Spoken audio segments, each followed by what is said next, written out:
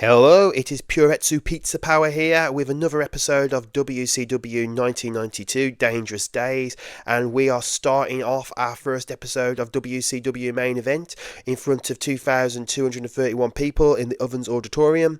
And before we get the TV broadcast underway, we've got some dart matches. So in the first one, which had little heat and terrible wrestling, the Diamond Stud defeated Jumping Joey Maggs with the Diamond Death Drop. 42% segment rating there. And then we move on to tag team action, another dart match as Marcus Alexander Bagwell and Arachnaman defeat the team of Sergeant Buddy Lee Parker and Pat Rose. Not much heat, terrible wrestling, and Bagwell scored the victory for the team with a pin over Pat Rose. Looking at the performance stats there, Arachnaman actually had the best performance at 48 and Marcus Alexander Bagwell a 39 performance. So interesting. We'll have to just see how Bagwell continues to develop, because he is somebody I would like to do things with, and Arachnaman, at least under that gimmick, is not someone I've got plans for. But yeah, a serviceable dart match. Moving on to the TV show. And we begin main event with a recap video of the closing moments of WCW Power Hour, where Ricky the Dragon Steamboat and the Natural Dustin Rhodes were subject to a 3-on-2 attack by Dangerous Alliance members Beautiful Bobby Eaton, Ravishing Rick Rude, and the Enforcer Arn Anderson. And Beautiful Bobby and Arn Anderson, they made it clear that they are looking to challenge Rhodes and Steamboat for the tag team titles. Our commentary team of Tony Schiavone and Magnum TA announce that a tag team match between the champions Steamboat and Rhodes defending against Beautiful Bobby and the Enforcer Arn Anderson has officially been made for Clash of the Champions 18, and Schiavone and Magnum TA also tell us that we'll hear from Ricky Steamboat and Dustin Rhodes later in today's broadcast. 59% segment rating there. In our first wrestling of the TV broadcast, we have Ron Simmons defeating Rip Rogers. Decent reaction from the crowd, but the wrestling was subpar. Simmons put Rogers away with a spinebuster. 49% segment rating. A good performance in the ring from Ron Simmons at 61. Rip Rogers only 36. Following the bout, Harley Race appears at ringside and he is talking some smack to Ron Simmons. He steps up on the apron looking like he's going to step in and confront Simmons, but this is all just a distraction, as it's Mr. Hughes who's the real threat, as he ambushes Ron Simmons from behind, takes him down to the canvas and adds some salt to the wounds by dropping Ron Simmons with not just one but two splashes. Now, this attack has got to be a response but for Ron Simmons daring to speak about the WCW World Heavyweight Champion, the total package Lex Luger, who is Harley Race's most valued client. And it's not a coincidence that just after Ron Simmons spoke about potentially challenging Lex Luger, he is attacked by another of Harley Race's charges, Mr. Hughes. So a 53% segment rating here. Moving along, we have a terrible match here with Todd Champion defeating Tracy Smothers just after the 7-minute mark with a fast roll-up. We had interference from Tracy Smothers' Young Pistols partner Steve Armstrong, but we also had Firebreaker Chip, the other member of the WCW Patriots, interfere to counteract that attack, helping his teammate. So we had shenanigans all around here with these two teams. And it was Todd Champion scoring the victory, so he's building momentum not just for himself but for the WCW Patriots, because they will be looking to get a title shot so they can hopefully regain the tag team straps that they lost to the Young Pistols at the tail end of 1991. A 38 segment rating overall, and the match cooled the crowd a little. Not good stuff here from these guys. Moving on, we have an episode of The Diamond Mine. Diamond Dallas Page says that his guest tonight is Terence Taylor, but you will soon come to call him the Tailor-Made Man. and the newly dubbed tailor-made man comes down to the ring, and he says, with his looks, his sophistication, the way he carries himself both inside and outside the ring, he is a cut above every other person, especially every other man in this venue tonight. They cannot associate with a man like him, a man who has his credentials, a man who is fit to carry WCW into greater heights throughout the 1990s.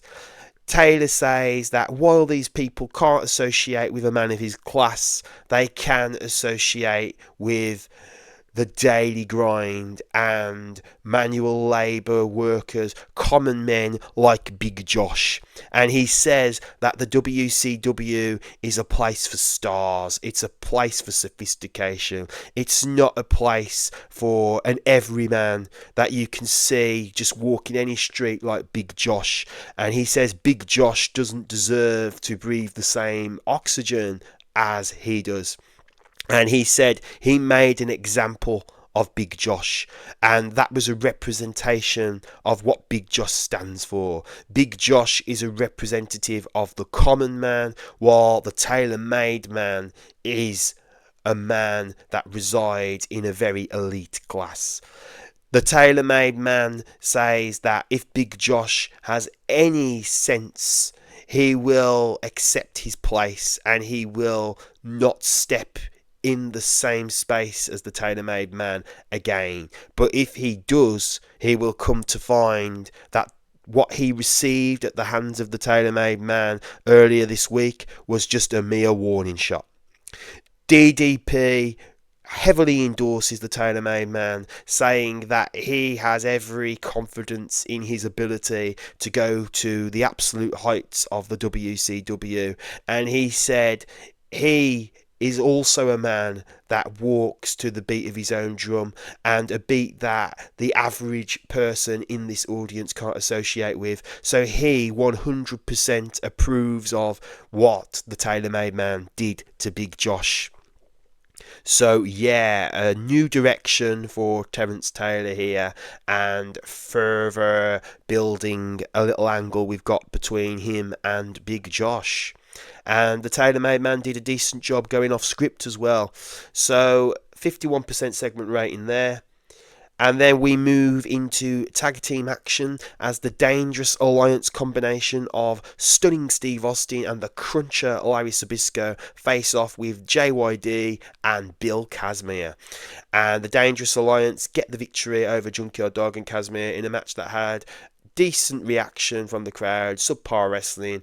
The ending came just short of the 10-minute mark, with Stunning Steve Austin finishing off Bill Kazmaier with the stun gun. Bill Kazmaier was the weak link, struggling to keep up with everyone else's in-ring performance, and I will say that Bill Kazmaier's contract is coming up before the end of this month, I believe. He's definitely in the final days of his contract, and he's not somebody that I have made an offer to re-sign. So look at the stats there, look at Larry Zbyszko's in-ring performance, look at Austin's performance, even JYD, who's past his best, and Bill Kazmaier, only 31 in-ring performance. So yeah, I don't think Bill Kazmaier has a place in our WCW going forward. Paulie Dangerously did some very good work at ringside, which is what we come to expect. It's Paulie Dangerously. 55% segment rating there. Moving on, we have a 69 rated segment, and it is Barry Windham coming down to ringside, and he has possession of the television championship, and Stunning Steve Austin and his manager Paulie Dangerously, they desperately want that championship back in their possession, because Austin, he is the rightful holder of it. And Barry Windham says that he'll happily hand the title back to Stunning Steve Austin because he wants the opportunity to take that championship when it counts in a match with Austin. And he says he will hand that title back to Austin now, but only if Austin agrees to give him a title shot at the upcoming Clash of the Champions 18. Paulie dangerously looks hesitant as Austin, who is just itching to get his championship back on his hands, agrees to what Wyndham suggests. He says, you can have your title shot. And Paulie dangerously doesn't look very confident regarding this. He doesn't seem very happy that his client Austin so willingly granted Barry Windham his title opportunity request. So yeah, that's a match set for Clash of the Champions now for the TV title. It'll be Stunning Steve Austin defending against Barry Windham. Moving on, we have our final in-ring action of the episode as Cactus Jack defeats Johnny B. Bad. A decent contest here. Pins Johnny B. Bad just short of 10 minutes, and Cactus Jack had a good in-ring performance there, 58. Johnny B. Bad could be better, and the segment rating 56. And our final segment of the evening, a good rated segment as well. We've got Jim Ross interviewing the Natural Dustin Rhodes and Ricky the Dragon Steamboat. And Steamboat says that even though they were on the receiving end of a raw deal at the hands of the Dangerous Alliance on the Power Hour, they're still here, they're still standing, and they don't back down. And they know that Eaton and Anderson of the Dangerous Alliance will be their challengers for the tag team titles at the Clash, and they welcome it. They want the opportunity to settle up with the Dangerous Alliance members, Anderson and Eaton. And then Steamboat says, as far as Medusa goes, he's got a surprise lined up for her, and he'll have more to say on that in the future. And as far as Ravishing Rick Rude, who seems quite confident that Ricky Steamboat won't even get to a US Championship shot with him, he tells Rude not to be so sure of himself, because one by one they are going to pick the Dangerous Alliance off, and they are not going to back down until they achieve that task. So good rating, 71% segment rating, and Ricky Steamboat improvised well throughout the segment. Dustin struggled with going off script though, but it did its job, that segment. So finishing that show, and we have a 60 rating. The show benefited from having quite a wide selection of angles, so a decent little episode of WCW main event there, and we shall be back with our next action. So on January the 4th, New Japan Pro Wrestling held Wrestling World 1992. And as far as things that concern WCW, Jushin Thunder Liger was the star of the show, but in other news, there is a new NWA World Heavyweight Champion, and that is Big Van Vader. He defeated Masasato to win that title in what was a good rated match, 79. And we also had some other WCW talents competing on that show. Looking down the card, we can see that Arn Anderson, Dusty and Dustin Rhodes appeared on the show, as did the Steiner brothers. Bill Kazmaier, who will be leaving us shortly, he appeared on the card as well, on the pre-show. And Ali Gantai also appeared. Larry Sabisco appeared on the show. There was quite a few WCW talents on that card. So, yeah, but the biggest development there being that Big Van Vader defeated Masasato to become the new holder of the NWA World Heavyweight title. And now it is time for Power Hour, and we open the hour with a recap of Sting's video from last week's Power Hour, where he promised that not only will he help eradicate the Dangerous Alliance this year, but 1992 will also see him become the World Heavyweight Champion by defeating the Total Package Lex Luger. We see a short clip of Harley Race's response to Sting's video from last week's World Championship Wrestling, and then our commentary duo of JR and Tony Schiavone tell us that Sting will be appearing in person this week on World Championship Wrestling, so don't miss that. 66 segment rating to open the show. And then in a decent match, Cactus Jack defeats the Z-Man in 9 minutes 59 seconds via pinfall. Z-Man was off his game, but Cactus Jack with a strong in-ring performance of 57, happy with that. And then following the match, we have Harley Race come out to ringside. And Harley Race takes a microphone and he tells Cactus Jack that he has been watching him closely. And his manic personality and his risk-taking attitude, it is brilliant, but it will only get him so far. He will never get to the heights he can get to in the wrestling industry without somebody who knows when to rein those traits in. And Cactus Jack needs a mastermind to help take him to the levels that he can go to. And Harley Race offers Cactus Jack the opportunity to have him be that mastermind. Harley Race says that Cactus Jack is having the offer of a wrestling lifetime right now, with having the chance to have the great Harley Race take him under his wing.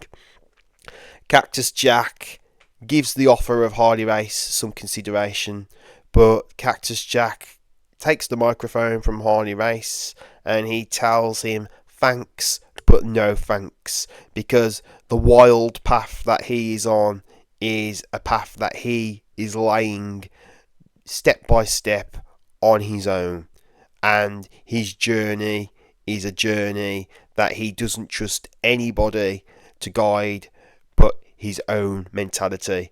And he tells Harley Race that sometimes he doesn't even trust himself. So Harley Race does not look very happy that Cactus Jack has turned down his offer, and in fact he looks increasingly frustrated as he leaves the ringside area, while Cactus Jack goes on to celebrate the victory that he just gained over Tom Zenk. Cactus Jack did a masterful job of improvising his interactions with the crowd, and he foreshadowed a potential face turn. Great rating here of 75. Moving on, we have an edition of the Ross Report, with Big Josh being Jim Ross's guest this week, and Big Josh discusses the attack that he suffered at the hands of Terence Taylor last week, who is now going by the Tailor-Made Man moniker. And in response to the comments that the Tailor-Made Man made on Main Event, Big Josh says that he won't back down. He will fight for himself, and he will fight for all the other hard-working men in the United States of America, the men who go out and do the 9 to 5, the grind, and he says there are more men like him than there are men like the Tailor-Made Man. And if it wasn't for men like Big Josh, the whole foundation of the country would collapse. Just like the Tailor-Made Man is going to collapse under the weight of just what he has set in motion by picking a fight with Big Josh. And Big Josh challenges the Tailor-Made Man to face him one-on-one at Clash of the Champions 18. Good improvisation from Big Josh during this segment, 47 segment rating. And in tag team action, we have the Music Masters taking on the Dangerous Alliance duo of the Enforcer Arn Anderson and Beautiful Bobby Eaton. Decent reaction from the crowd, but subpar wrestling. The Dangerous Alliance defeated the Music Masters in 6 minutes 58 seconds, with Arn Anderson finishing PN News off with a spinning spinebuster. But there was interference during the match, because for reasons that we are not enlightened to as of now, the Fabulous Freebirds ran out, and Michael Hayes zoned in on attacking PN News, while Jimmy Jam Garvin attacked Van Hammer, and the attack of the Freebirds definitely contributed to the Dangerous Alliance getting the win. So, interesting development there. Why would the Freebirds attack the Music Masters? We will find out at a future time, but the Dangerous Alliance get the win here, and that's a good win for Arn Anderson and Bobby Eaton, ahead of their tag team title opportunity against the Natural Dustin Rhodes and Ricky the Dragon Steamboat at Clash of the Champions 18. Paulie Dangerously did some good work at ringside for the Dangerous Alliance team, and Anderson and Eaton got a tag team specialist bonus. And good performances from both Eaton and Arn Anderson, 64 for Anderson and 56 for Eaton, 53 segment rating there. Moving on, we have a video segment where Missy Hyatt interviews new to World Championship Wrestling gentleman Chris Adams and his wife Tony Adams. Missy Hyatt says that Chris Adams will be no stranger to fans for his achievements outside of WCW, but now he's come to the WCW, what does he hope to achieve?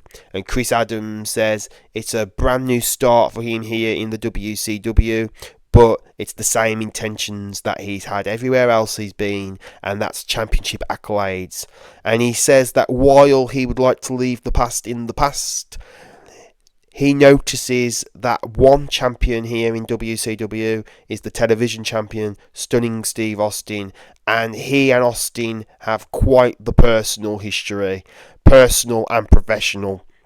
He goes on to elaborate that he helped train Steve Austin, and Steve Austin paid him back by betraying him, by stealing his wife from him. But Chris Adams says he's in a better place with better people, one of those people being his current wife who's at his side, Tony Adams. And Chris Adams says that Steve Austin thought he could run from his past by coming here to WCW, but the past has a habit of catching up with you, and he just might have an old face from his past become the biggest threat to his television title, and that's the gentleman Chris Adams. So we've got Chris Adams and Tony Adams here in WCW. Missy Hyatt is starting to look very stale apparently, so we might have to freshen up her character. Good news, we have got plans to do just that. And the segment rating got a 49. Chris Adams debuted a fan favourite gimmick which got a very good rating. Tony Adams with an old school valet gimmick which was adequate. And we move on. 46 rating for our championship match here. The United States Tag Team Championships are on the line, with the Young Pistols defeating the WCW Patriots when Tracy Smothers pinned Firebreaker Chip, illegally using the ropes for leverage unbeknownst to the referee. And that was defense number 4 of the WCW United States Tag Team titles. So my original plan was to hold off on this match until Clash of the Champions 18, but I've decided to bring this match forward because I don't have faith in this storyline, and I've got bigger things in mind. I'm going to take the Young Pistols in a different direction and just knock this storyline on the head pretty quickly, and that's what we've done here right now.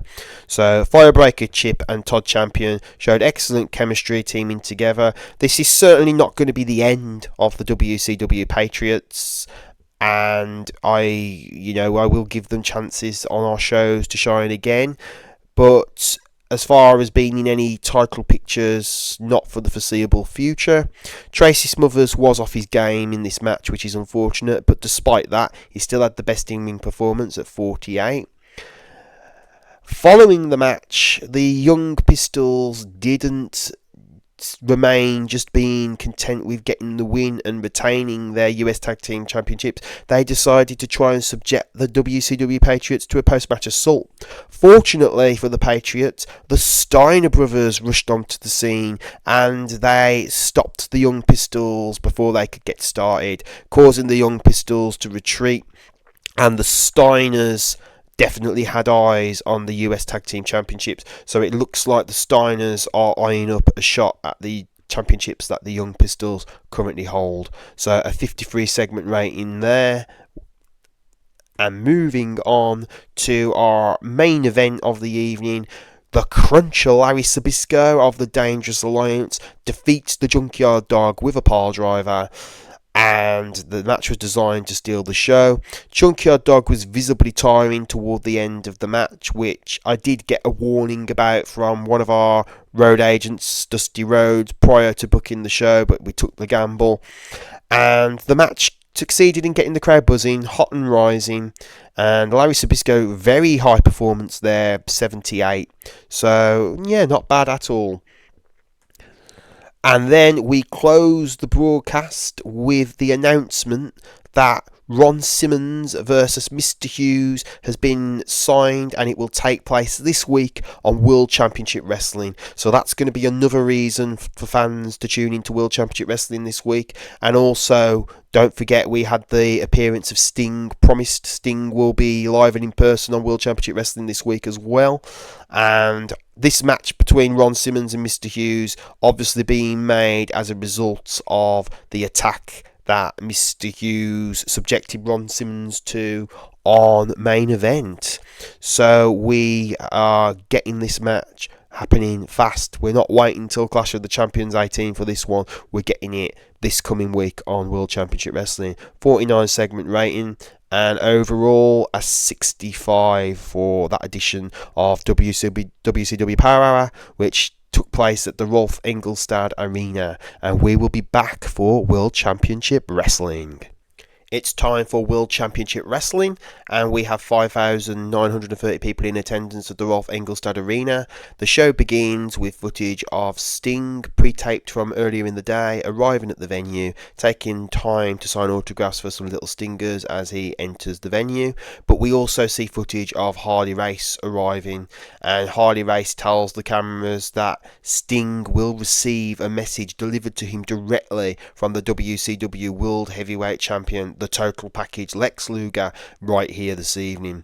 So Harley Race struggled without a script, even with multiple takes, thanks to it being pre-taped. So that's a bit unusual for Harley. Segment rating got 65. Moving on, we kick off the in-ring action with the match that was announced on the Power Hour, with Ron Simmons taking on Mr. Hughes. We have good heat and decent wrestling in this one, with Ron Simmons defeating Mr. Hughes in 9 minutes 9 seconds when Mr. Hughes intentionally got disqualified following interference from Big Van Vader making his return to the WCW.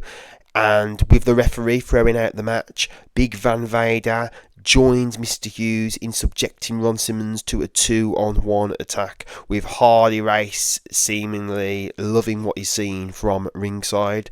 And during this match, Ron Simmons did have his ribs taped up, given what happened to him with the attack from Mr. Hughes on main event.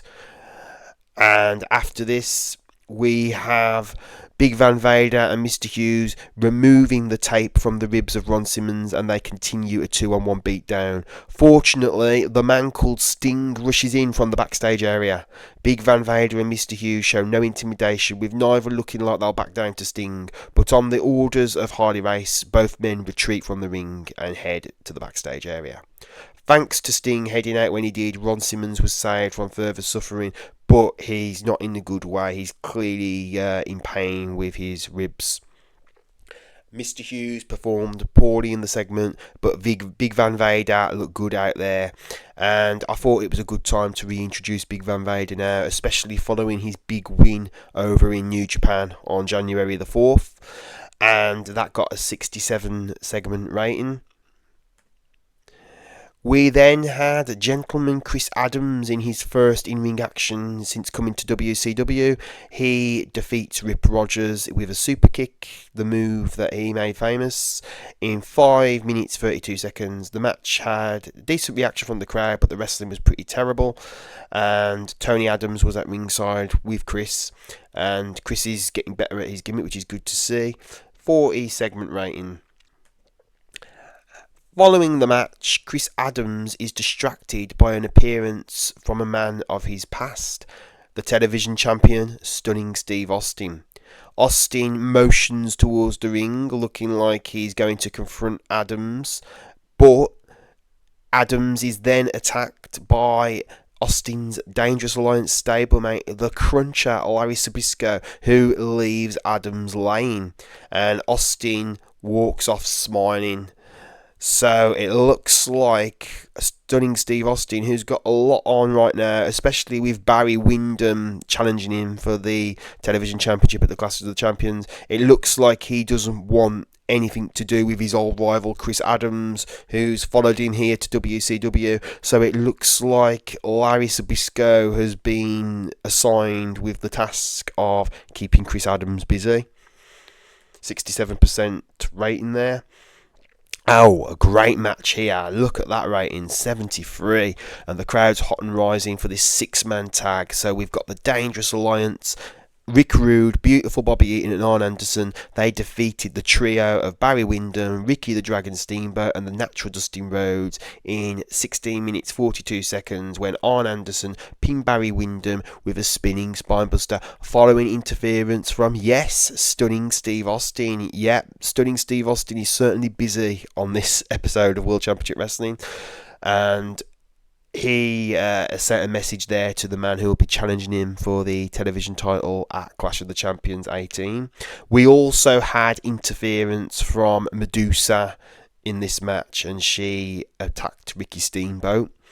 So, yeah, great stuff all around here. Bobby Eaton was off his game, though. Paulie Dangerously did some good stuff at ringside, and the match got the crowd buzzing. Moving on, we have Jim Ross bringing out Sting for an interview, and Sting says that he heard the words of Hardy Race earlier on, and he was meant to be getting a direct message from Lex Luger. Well, he's seen Mr. Hughes tonight. He's seen Big Van Vader, who he can only presume is now under Hardy Race's charge, but he sees no sign of Lex Luger.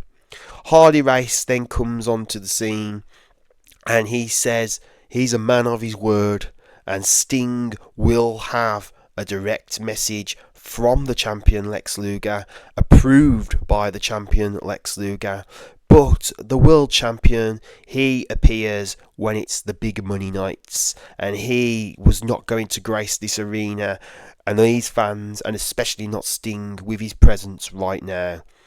And then that was a 67 segment rating rather. Sting improvised well throughout the segment. Moving on, Mr. Hughes and Vader walk onto the scene, intimidating Sting, threatening a potential attack, but neither of them strike. Sting is instead spun around from someone behind him, and he's met with green mist to the face from his attacker, the Great Muta.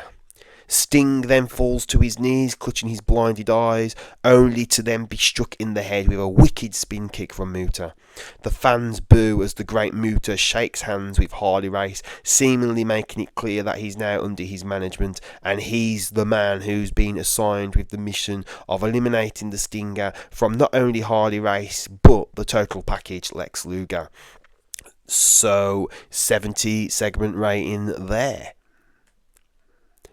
68 rating overall. Popularity loss in 4 regions, but some popularity gained in 3. We would have gained popularity in 2 US regions, but growth was restricted due to the limited number of viewers there. A big night for Hardy Race, who not only has introduced Vader as his newest client, but Muta returns. The Great Muta is back on the scene, and he's also struck up a relationship with Hardy Race, managing him, and it looks like he's being assigned with the task of taking Sting out before Sting even gets the opportunity to challenge the total package Lex Luger for the WCW World Heavyweight Championship. So some good stuff there on World Championship Wrestling. 68 overall rating. Happy with that show.